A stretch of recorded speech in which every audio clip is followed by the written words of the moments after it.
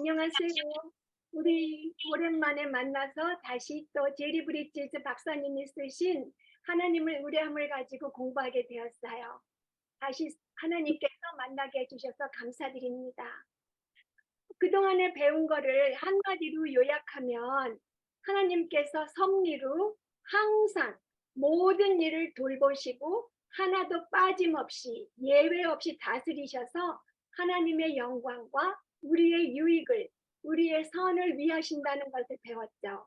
그리고 이 하나님의 섭리를 믿기 위해서는 우리가 알아야 할 것이 하나님께서 절대 주권으로 만유를 다스리고 모든 것을 다스리고 계시는 것을 알아야 하고요. 또 하나님의 지혜는 무궁하시고 하나님의 사랑은 완전하시다는 것을 믿어야 한다는 것을 배웠어요.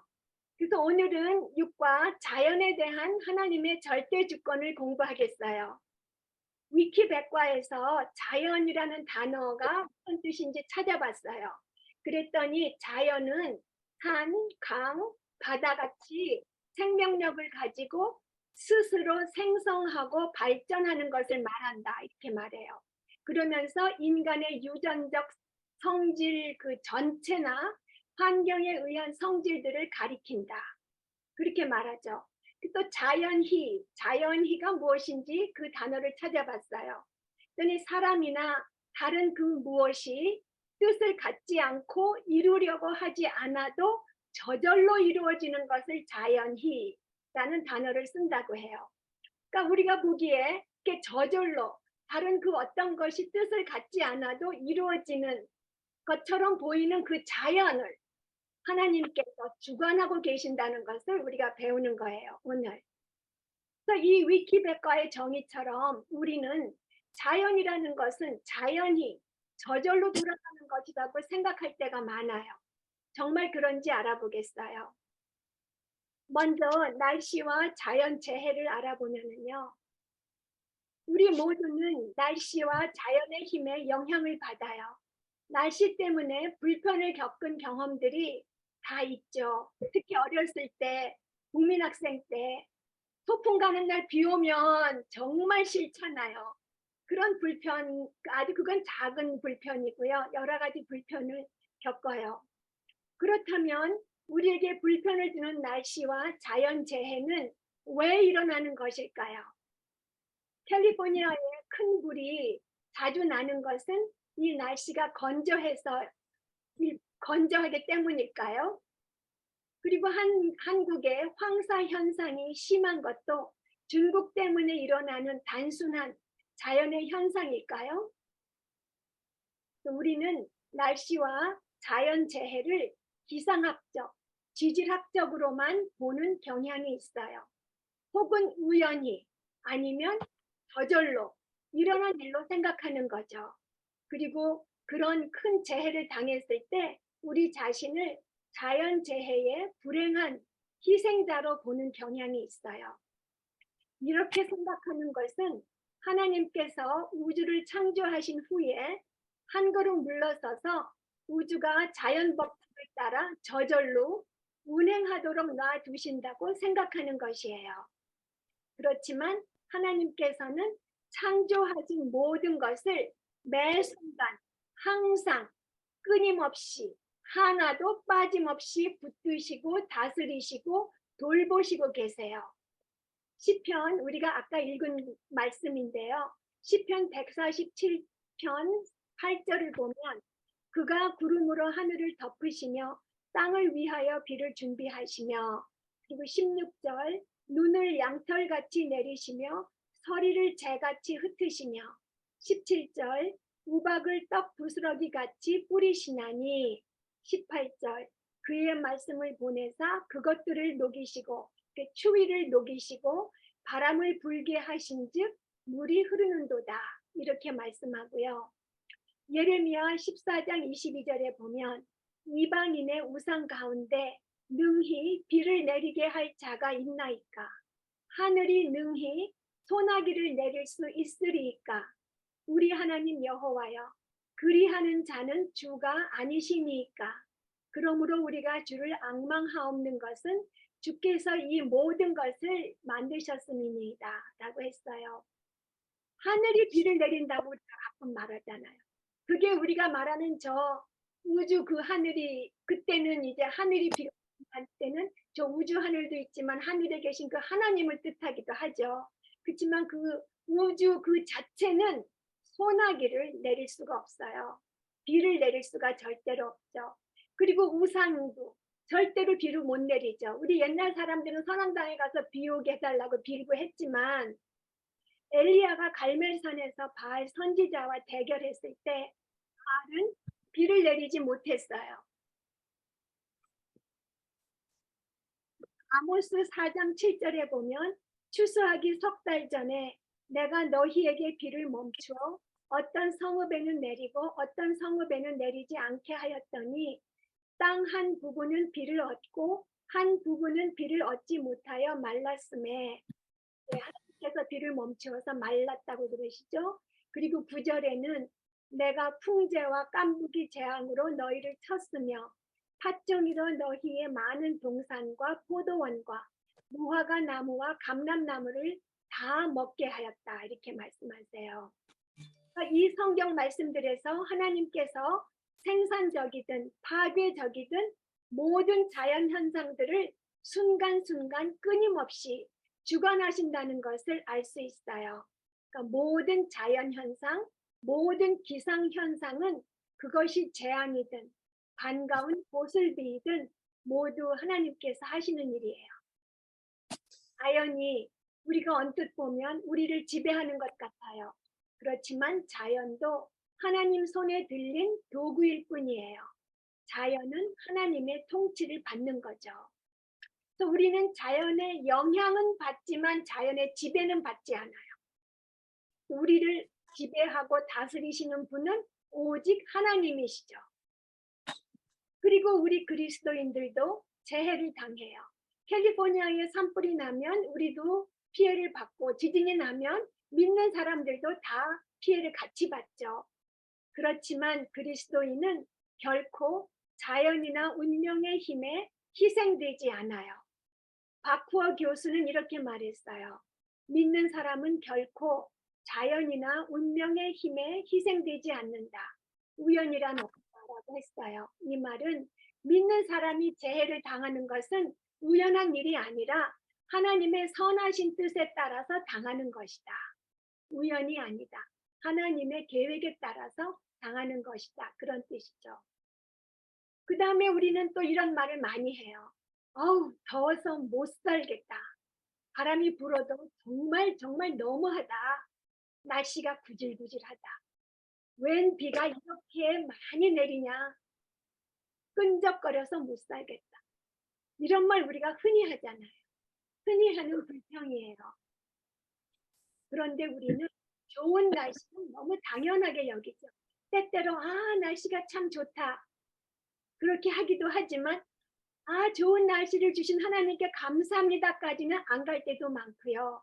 더 좋은 날씨는 당연하게 여기고 고맙게 여기지도 않으면서 날씨에 대한 불평을 아주 많이 할 때가 많아요. 그렇지만 날씨에 대해서 불평하는 것은 죄예요. 왜냐하면 그 날씨를 우리에게 주신 분이 바로 하나님이시잖아요.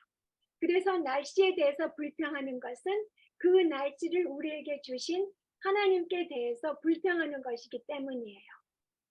우리가 머리로는 하나님의 섭리, 하나님께서 모든 것을 항상 쉬지 않고 다스린다는 것을 받아들이지만 실제로는 하나님께서 모든 것을 섭리하시는 것을 잊고 살기 때문에 불평이 나오는 것이에요. 불평을 하게 되고 그리고 불평함으로써 평안도 잃게 되지요. 평안을 누리지 못하죠. 재해를 당할 때에 평안을 누릴 수 있는 것은 우리 하나님 아버지께서 그 재해를 주관하고 계시다는 것을 확실히 알 때에 우리가 재난 속에서도 평안을 누릴 수 있는 거죠. 또 날씨로 말미암아서 계획에 차질이 생기고 경제적 손실이 생겼다고 하더라도 그 가운데서도 사랑이 무궁하신 하나님께서 절대 주권적인 손으로 그 모든 것을 주관하고 계시는 것을 볼 때에 우리가 불평하지 않고 평안을 누릴 수 있어요. 그런데 하나님께서는 날씨나 또 다른 자연 현상들을 심판의 도구로도 사용하세요. 민수기 11장 1절에 보면 여호와께서 들으시기에 백성이 악한 말로 원망하매 여호와께서 들으시고 진노하사 여호와의 불을 그들 중에 붙여서 진영 끝을 사르게 하셨다고 하세요. 그러니까 원망하는 것, 진노하셔서 심판의 도구로 사용하셨고요. 아모스 4장 7절에서 8절에 보면 여호와 하나님께서 추수하기 석 달 전에 비를 멈추시어 땅을 마르게 하시고 또 먹을 물도 충분하게 하지 않으셨으나 너희가 내게로 돌아오지 않았다 이렇게 말씀하세요. 그리고 9절에는 하나님께서 곡식과 나무에 병과 벌레가 생기게 하셨으나 너희가 내게로 돌아오지 않았다 이렇게 2번 말씀하세요. 그러니까 그들이 재앙을 받은 것은 그들이 여호와를 떠났기 때문에 돌아오라고 주신 건데 그 재앙에도 불구하고 돌아오지 않았다는 거죠. 이렇게 하나님께서 그 날씨를 자연을 심판하는 데 사용하시기도 하시지만 대부분의 경우에는 하나님께서 그 날씨를 피조물들에게 은혜를 베푸는 수단으로 사용하세요. 마태복음 5장 45절에 보면 하나님이 해를 악인과 선인에게 비추시며 비를 의로운 자와 불의한 자에게 내려주신다고 하세요. 네, 우리에게 해를 비춰주시고 비를 내려주시고 의로운 자에게나 불의한 자에게나 은혜를 끼치려고 내려주신다는 거죠. 그래서 우리는 날씨에 대해서 하나님께서 하시는 일이니까 불평을 그치고 감사하는 것을 배워야 돼요. 하늘에 계신 우리 아버지께서는 날마다 우리에게 가장 필요하고 좋은 것들을 내려주신다는 것을 우리가 분명히 알고 믿어야 돼요. 그리고 감사해야 되죠. 그러면 우리들에게 닥치는 병, 그 육체적인 질병, 그리고 불임, 그리고 선천적 결함을 포함한 것들은 포함한 그 모든 병은 누가 주관하실까요? 출애굽기 4장 11절에 하나님께서 귀머거리, 벙어리, 소경이 되게 하신 분이 바로 나 하나님이시라고 분명하게 말씀하세요. 그래서 모든 육신의 장애는 저절로 우연히 일어나는 것이 아니에요. 그리고 단지 유전자의 결함이 있어서만 일어나는 것이 아니에요. 그리고 요한복음 9장 2절에 보면 예수님께서 이렇게 말씀하세요. 어떤 그 소경이 나면서부터 소경이 된 이유는 그 사람과 그 사람의 부모의 죄 때문이 아니라 그에게서 하나님의 하시는 일을 나타내고자 하는 것이라고 말씀하셨어요. 그리고 139편 13절에 보면 주께서 내 내장을 지으시며 나의 모태에서 나를 만드셨나이다 라고 하세요. 생명이 뱃속에서 형성되고 자라나는 것도 하나님께서 주관하신다고 하신 거죠. 그리고 날씨에 대한 법칙들이 하나님의 절대 주권 아래에 있듯이 유전과 질병에 관한 법칙도 하나님의 절대 주권 아래에 있어요. 그리고 불임에 관해서는 보면 창세기 16장 2절에 사라가 이렇게 말해요. 여호와께서 내 출산을 허락하지 아니하셨으니. 그리고 사무엘상 1장 5절에 여호와께서 한나로 하여금 성태하지 못하게 하셨다고 말씀하세요. 임신하는 것도 하나님께서 주관하시는 것을 알 수 있어요. 그러니까 귀머거리, 벙어리, 소경, 그 불임뿐만 아니라 각종 암, 그리고 치매를 포함한 모든 병을 하나님께서 주관하고 계세요. 모든 것이 하나도 저절로 발생하는 것은 없어요. 모두 다 하나님의 절대 주권적인 뜻 안에서 발생해요.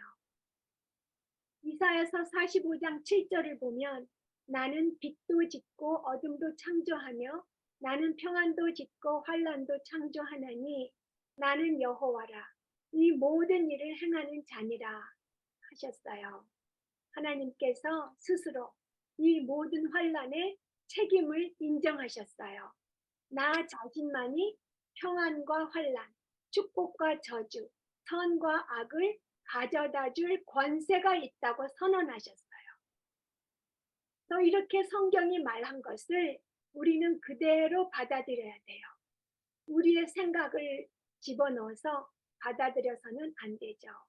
그리고 우리의 경험을 집어넣어서 경험한 것만 받아들이려고 하면은 안 되죠. 그러면 우리를 사랑하시는 하나님께서, 특히 그리스도인들을 사랑하시는 하나님께서 절대 주권으로 자연을 통치하시니까 그리스도인들은 자연재해를 당하지 않아야 될 것 같잖아요. 그러나 그렇지 않죠.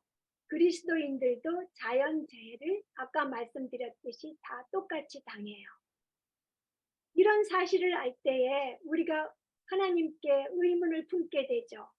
왜 하나님께서는 자연재해가 생기게 하시고 병이 생기게 하실까?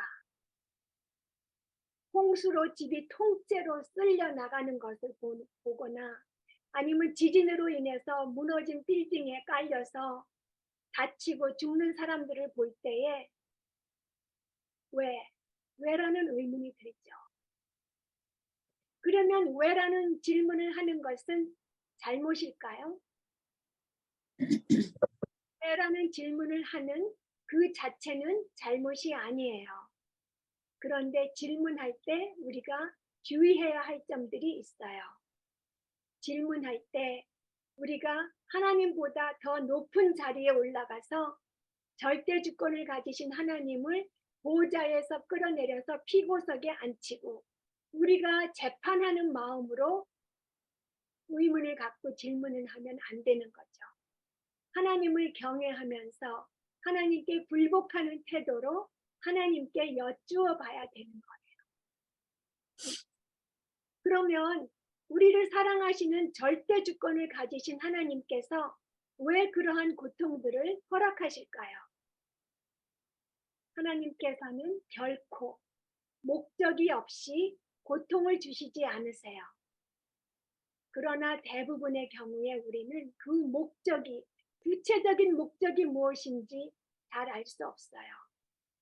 그렇지만 간단히 한마디로 답하자면 인류에게 고통을 주시는 그 근본 원인은 인류의 타락에 있어요. 모든 피조물들은 아담의 죄 때문에 신음하는 거예요. 하나님께서 재앙을 내리실 때에는 인류의 죄를 벌하시고자 하는 그 단호한 뜻을 갖고 계시기 때문에 재앙을 내리시는 것이에요. 기분에 따라서 변덕스럽게 재앙을 내리시는 것이 아니에요. 그 죄를 벌하시고자 하는 단호한 뜻을 가지고 재앙을 내리시는 것을 우리가 좀 전에 알아봤죠. 민수기 11장 1절하고 아모스 4장 7절과 9절에서 알아봤어요. 다시 읽어보면 민수기 11장 1절에 백성이 악한 말로 원망하매 여호와께서 들으시고 진노하사 여호와의 불을 그들 중에 붙여서 진영 끝을 타르게 하셨다고 했고요. 그리고 아모스 4장 7절에서 9절에 보면 여호와 하나님께서 추수하기 석 달 전에 비를 멈추시어 땅을 마르게 하시고 먹을 물도 충분하게 하지 아니하시고 곡식과 나무에 병과 벌레가 생기게 하셨대. 그런데도 그들이 하나님께로 돌아오지 않았다고 하나님께서 또 진노하셨어요. 그렇지만 우리 믿는 자는 자신의 죄로 인해서 고난의 징계를 당할 때에도 심판받느라고 징계받는 것이 아니에요. 하나님께서 믿는 자를 징계하실 때는 바로잡고자 하시는 것이에요. 심판하시는 것이 아니고요. 바로잡아서 고쳐서 하나님께 더 가까이 오게 하려는 목적이 있으신 거예요. 죄를 회개하게 하시고 바로잡고 자라나게 하고 성숙하게 하시려는 그 목적이 있으신 거예요. 그리고 두 번째로 믿는 자에게 고난을 주실 때는 다른 죄를 짓지 않게 미리 막으시는 목적이 있으세요. 죄 짓지 않도록 보호하시려는 목적이죠. 하나님께서 우리의 성향을 다 아시니까 죄를 짓지 않게 하시려고 어떤 것을 제한하실 때, 어떤 일을 못하게 하실 때 우리는 불편을 당하고 그게 못 살겠다. 왜 이런 고난을 주시나 할 때가 있는 거죠. 하나님께서 우리가 죄 짓지 않도록 보호하시려고 어떤 한계를 두실 때에 우리가 하고 싶은 것을 못하게 하실 때에 우리는 힘들고 불편하고 고난을 당한다고 느낄 때가 있어요. 그렇지만 그때에 하나님께서는 우리가 더 심한 병이나 어떤 사업 실패나 다른 더 나쁜 문제로부터 우리들을 보호하시려고 우리에게 가벼운 고난을 주시는 그런 때가 있어요.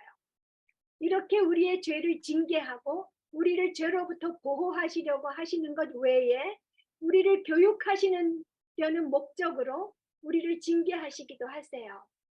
욥이 고난을 당하여서 하나님을 더 알게 되고 또 자신이 어떤 사람인지 얼마나 연약한 존재인지도 알게 되고 또 다른 사람을 더 잘 알게 되었던 것처럼 하나님의 능력과 충분함을 알게 하고 다른 사람을 긍휼히 여길 수 있도록 교육하시려고 우리를 징계하시기도 하세요. 그러니까 하나님께서는 믿는 자가 고통당하게 하실 때 죄를 징계하시고 죄로부터 보호하여 주시고 교육하시려는 목적으로 징계하세요. 그리고 우리 하나님은 어떤 분이시냐 하면 예레미야 애가 3장 31절에서 33절을 보면 잘 알 수 있어요. 주께서 영원토록 버리지 않으실 것이며 저가 비록 근심케 하시나 그 풍부한 자비대로 긍휼히 여기실 것임이라. 주께서 인생으로 고생하며 근심하게 하심이 본심이 아니시로다 라고 하셨어요.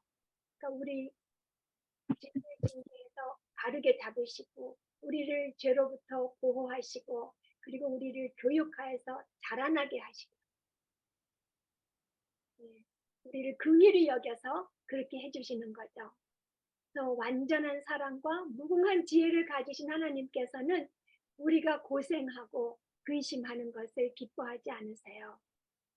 그렇지만 우리는 고난을 당할 때에 이 고난이 언제 끝날지, 어떤 결과를 가져오면서 끝날지, 아니면 끝까지 계속될지 우리는 모르죠.